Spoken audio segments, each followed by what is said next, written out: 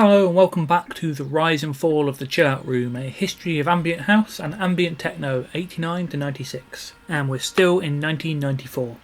It's probably time to acknowledge the elephant in the room and talk about the big three: FSOL, Global Communication and the Orb.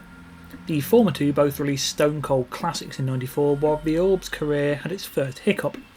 In my experience, the second most widely loved album of the era behind Aphex's 85 to 92, Global Communication's 7614 defines the more melodic side of 90s ambient as well as any album could. From the haunting strings and analogue pads of Opener 402 to the ticking clock, cool electric piano melodies and textural field recordings of classic 1431 and the ambient bliss of choral closer 1218, this is as divine as synth ambience gets. Elsewhere, the gentle down-tempo breaks of the group's Reload sound are retooled here as smoother drum tracks, lending groove to 925 and 739, while 807 and 523, two parts of a recreation of Tangerine Dream's classic Love on a Real Train, pulse forward in ambient trance perfection. There aren't that many albums I'd comfortably assign a 10 out of 10 score to, but 7614 is one. It would devastatingly be the last Global Communication album. 2005's bonus disc, featuring incidental harmony, Sublime Creation, the Global Communication remix of Reload's The Biosphere, as well as some later deep house cuts, is a worthwhile expansion. Many years later, the album came packaged alongside Pentamerous Metamorphosis and a similar bonus disc in a set titled Transmissions. Now yes, the notoriously difficult third Orb album. I've read so many different stories about Pomme Fritz over the years. It was notoriously difficult purely to piss off their new major label. It was designed to clear out fair weather fans. It was made in anger in response to being screwed over by the band's management. It was actually an EP, but Alex decided to designate it a mini album to ensure it stayed in print. It was simply the band enjoying the opportunity to experiment. The truth is probably a mixture of all of the above. Certainly they'd been moved to Island Records, who plied them with cash, but were hoping for something a bit more like Blue Room, and Alex's relationship with his management ended ignominiously around the same time. And the EP story checks out, as the one story most frequently relayed is that Pomme Fritz is one track remixed 6 times. So yes, it's subtitled The Orb's Little Album, but it's basically an FSOL style 40-minute EP, exploring a theme to its limits. It opens with what might be considered the original, the really quite gorgeous title track, which is all warm guitar chimes and clinking kitchen goods as percussion. More gills, less fish cakes throws the whole track under a bus. The original sounds murmuring around somewhere, but mostly buried beneath ringing, bubbling noises and strange warped voices. This shifts down into We're Pasty to Be Grill You, a single spoken sample chopped up, pitch shifted, sped up and slowed down, looped and generally forced into your ears in any way possible, regardless of how painful.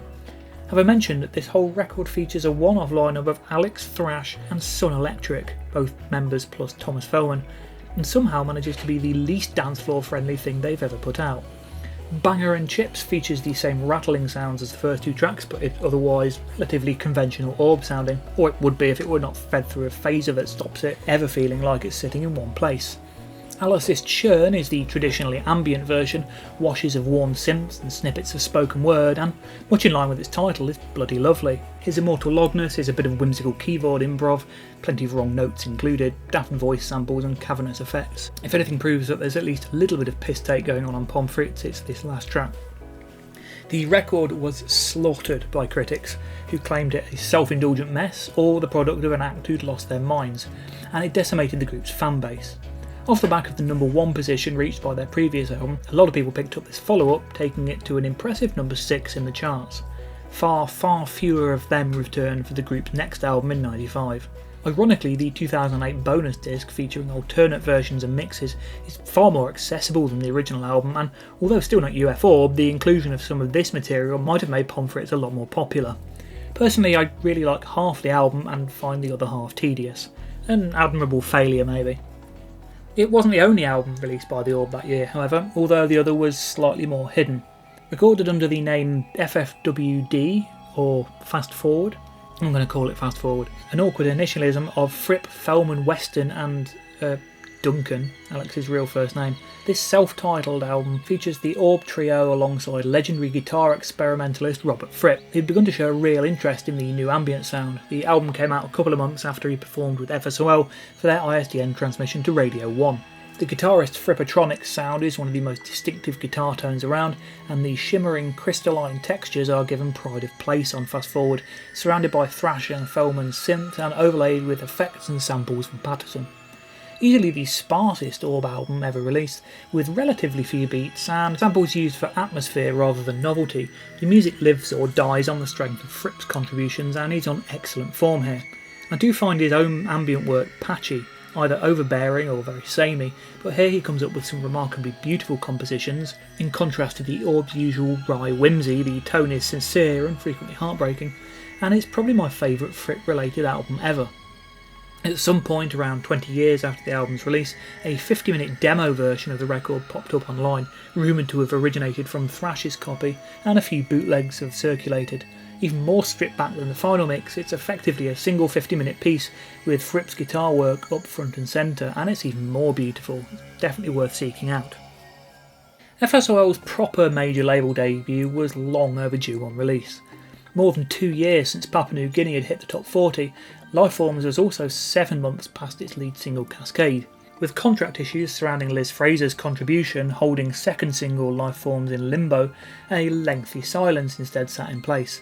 The Lifeform single itself would come along once legal issues were resolved some months after the album, taking the spot of a potential Eggshell single that would never see the light of day. Where many previous ambient house albums had created gapless journeys of dubby down-tempo linked by field recordings and bizarre samples, none ever went so far as Dugan's and Cobain on Lifeforms. My all-time favourite album, I've listened to it more times than I could possibly count over the past 30 years, and I still hear new sounds. Overflowing with samples, it's effectively a 90-minute sound collage of astonishing proportions. From the gentle, airy Cascade, a barely recognisable skeletal cousin of its single counterpart, to the staggered euphoric dub of Flak, the apocalyptic techno of the title track to the new ageisms of Domain, it's a remarkably varied record. Eggshell's epic strings and ticking clocks are reminiscent of global communication, but the harrowingly dark metallic clangings and cries of Vertical Pig fall closer to industrial than ambient.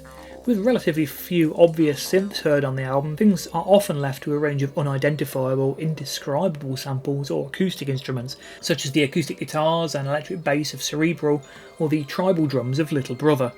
Attempts at off-kilter electro on Vit and sequencer-based style space music on Spineless Jelly fall sideways into their own sounds, barely resembling the styles as others produced them. And then there are the samples, at every turn throwing up new sounds, gurgling textures, crumbling noises and disembodied voices that may well not be voices at all. For all its usual ambient fare of jungles and rainforests, Lifeforms is not a friendly, welcoming album. This landscape is one occupied by malevolent forces, humanity invading nature and nature fighting back. There are tracks here suitable for the chill-out room, but a lot of this is a lot more intense than that. Unlike the usual basic 4-page inserts, the booklet for Lifeforms and the Gatefold LP feature iconic imagery blending photography with state-of-the-art computer graphics. They could have continued down the CG route of earlier covers, but it's the seamless melding of photography and CG here that makes the art stand head and shoulders above almost all other releases of the era. Trippy and psychedelic, yet hard and confrontational, there's no other album like Lifeforms in existence. My trawl through 90s ambient originally started as an attempt to find one, and it was only by removing that hope that I really began to enjoy the records I was coming across. Once the legal issues were sorted, the Lifeforms single was finally released in late July '94, more than 9 months after Cascade. One of the least conventional singles of the era, it uses numerous samples from the album version of Lifeforms and scatters them over a number of new interlinked tracks. Moving further from the group's earlier synth-forward sound, the Lifeforms EP is almost entirely built around percussion, acoustic samples, and chopped and processed recordings of Liz Fraser's voice. Gary Cobain was a lifelong fan of the Cocteau Twins, and working with Fraser was his dream. Reportedly, he ended up uncharacteristically dumbstruck at the session. The water drum samples on the opening and closing tracks, the sitar and violin from Path 2, also reprised in the final Path, and the more percussive alternate take of Lifeform Ends from the Lifeforms album all bring the EP strikingly close to the darker sounds of tribal ambient, albeit creating using the same samplers and sequencers as their earlier work.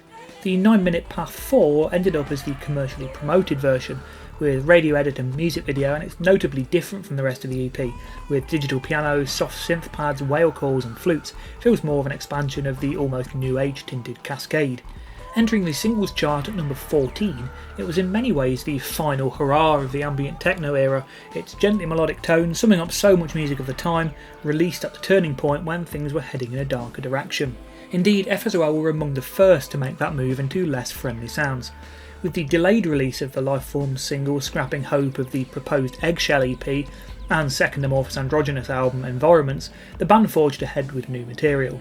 Having spent much of the year touring the world without leaving their studio, their shows via ISDN cables a result of the belief that their music wouldn't translate to a live gig setting, and winning them a Guinness World Record in the process, Brian Dugans and Carrie Cobain released a collection of tracks that had been premiered on these transmissions. Named ISDN after the technology used to broadcast the shows, it was released as a strictly limited edition album in Velcro sealed plain black card sleeve.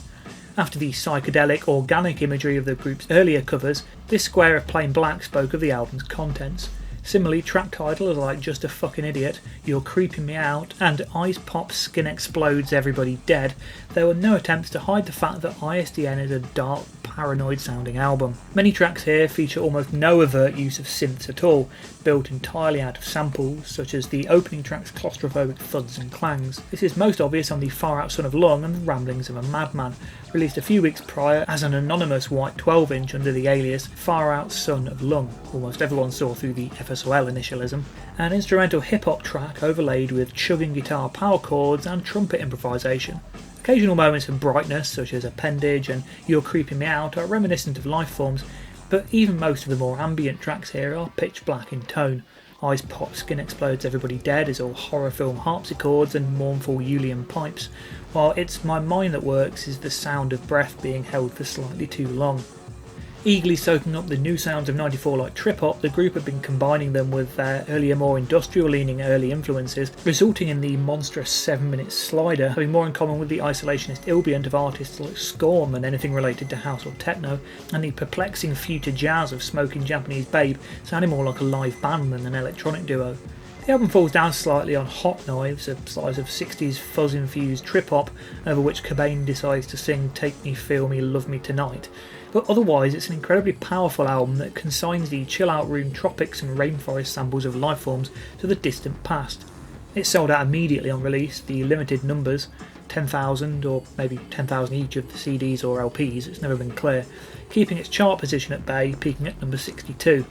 It was reissued the following summer, 2 tracks removed from the vinyl and 3 from the CD, replaced with 3 unreleased pieces, the last of which, Snake Hips, a slice of claustrophobic funk replete with wah-wah guitar, brass licks and industrial dub drums, reflected the group's Essential Mix DJ set that was used to promote this new version. 2 hours of funk dub, industrial, hip-hop, psychedelia, exotic pop, ambient and breakbeat with nary a hint of ambient to be found. A year after the release of the 90s ambient scene's second highest charting album, and its creators might as well never have even heard the word before. The 95 reissue with its white cover charted at 44, not bad given many thousands of people already had a copy of the album. This edition featured a 16-page book of photos and computer visuals, showing off the pair's then cutting-edge graphics setup and Buggy G Riphead's worldly travels. ISDN was reissued in 2024 for its 30th anniversary, finally bringing together all 18 tracks from both versions for the first time. Unsurprisingly, 1994 saw the release of albums by various well-known names in the scene, some of which I'll try and collect here. The concept of these simultaneously released mellow and upbeat albums isn't a new one. Jam and Spoon had used it as the basis of their Tripomatic Fairy Tales records in '93. The Manic Street Preachers were intending their 2001 album Know Your Enemy to be 2 separate albums of that theme. Groups like the Foo Fighters and Biffy Clyro have done in more recent years.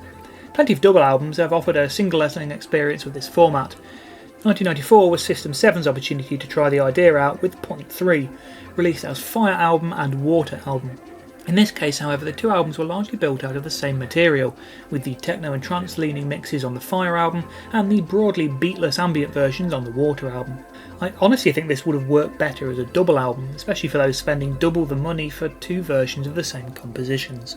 For the first time, Hillage and Garaudy aren't joined by Alex Patterson or Chris Weston in any fashion, although Orb alumni Youth, Greg Hunter and Lewis Keogh are present on a number of tracks.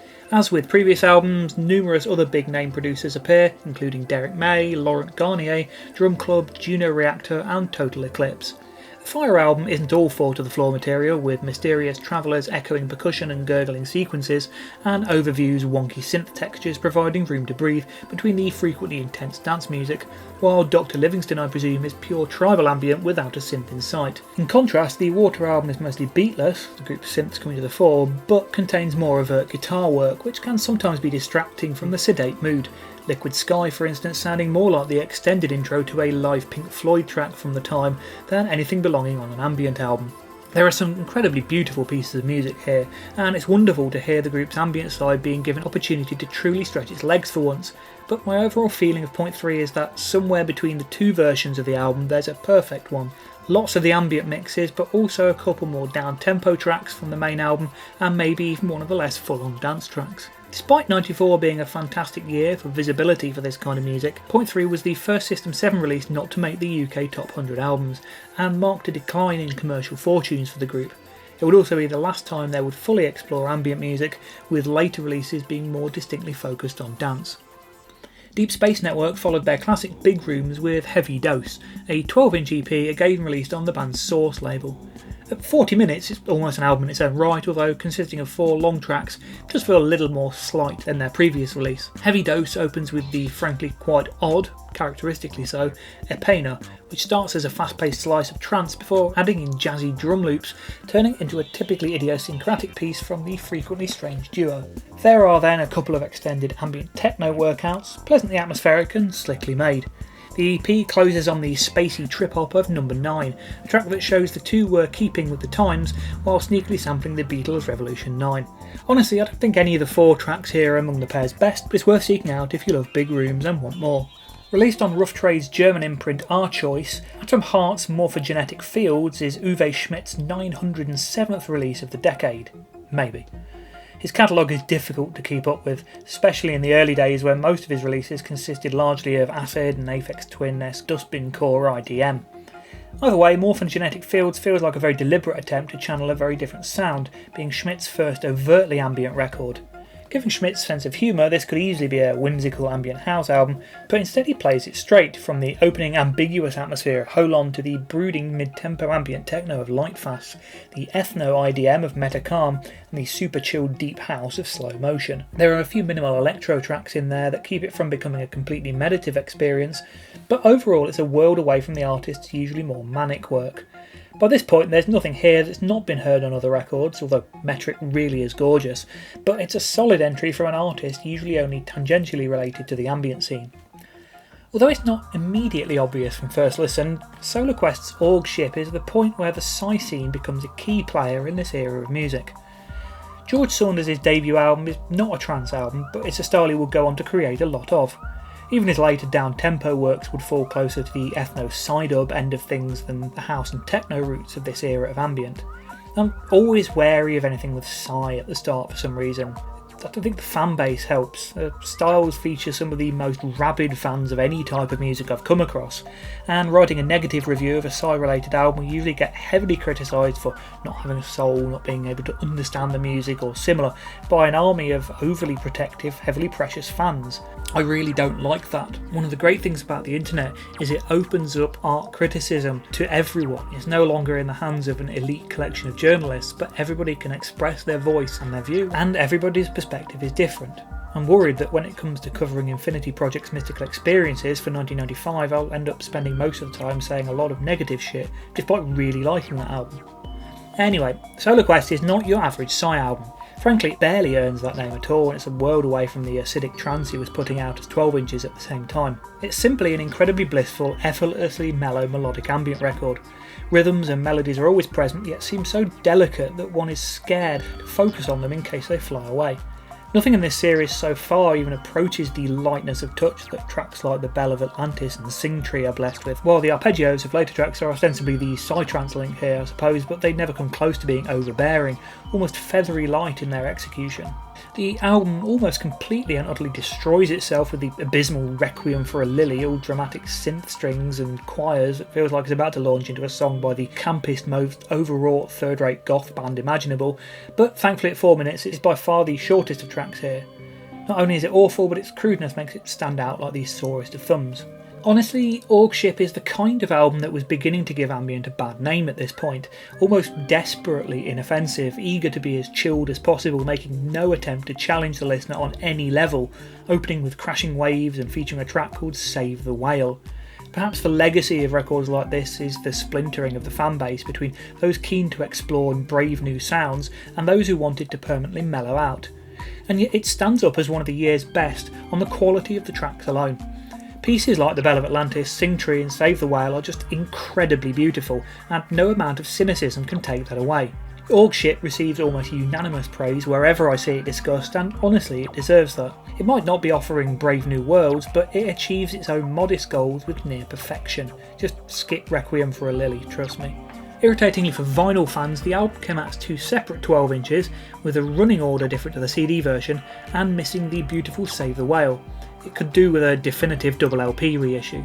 Saunders released a second ambient album in '94, Sonic Bloom Entropica Prolifica by Entropica. Despite track titles like Immersion, Sea of Tranquility and Realignment, and a back cover describing the tracks as seeds to be planted in ambient space and watched grow, this isn't actually on the psychedelic end of things at all, being instead a series of incredibly minimal drone pieces that vary very little. It's ambient in the purest form, a kind that adds a tint to the environment around you, and inadvertently feels closer to the more cutting-edge sounds of '94 than Orgship. With no disrespect to Eric Wallow, Carsten Brustad and the like, I do find it surprising that, after the runaway success of Biosphere's debut, it took Origo Sound until well into '94 to release another ambient techno album. Maybe there just wasn't anybody else in Norway producing that kind of music. Anyway, that album was Brain State in a Box, the debut release by Neural Network featuring future Circular and Pjusk member Jostein Dahl Gjelsvik. Somewhat in line with the Arctic ambient of their more famous label mate, Neural Network's tools are chilly synths and slightly lo-fi drum machine rhythms, coupled with occasional spoken samples and field recordings. The spoken elements in 11-minute opener Aqueous are incredibly Biosphere in feel, but the album is different from Geir Jensen's work in its use of rhythm. The beats here are less textural and slightly more straightforward. Indeed, this is trance-leaning techno with the atmospheric use of synths and samples rather than strict ambient techno. The aforementioned Aqueous and the moody Fuzzy Logic are real standouts here, superb tracks that deserve repeat plays, while the title track includes a wonderful creepy sample of a child singing I'm a Little Teapot that makes it incredibly memorable. The rest of the album's good, but nothing more. Coming in '94, it just feels a little bit too late to have a comparatively unoriginal sound like this. 4 tracks from the album were recently reissued as part of Rediscovery Records' Neural Network EP series. And that's about it for today. I hope you enjoyed this video, and I would love to hear your thoughts on the music I discussed. Please do leave me a comment below. There are also like, subscribe and share buttons to press. And for those of you who use Spotify, check down below in the video description. There should be a link to a Spotify playlist that accompanies this series of videos. I'll be updating that with all the material I cover every time a video comes out.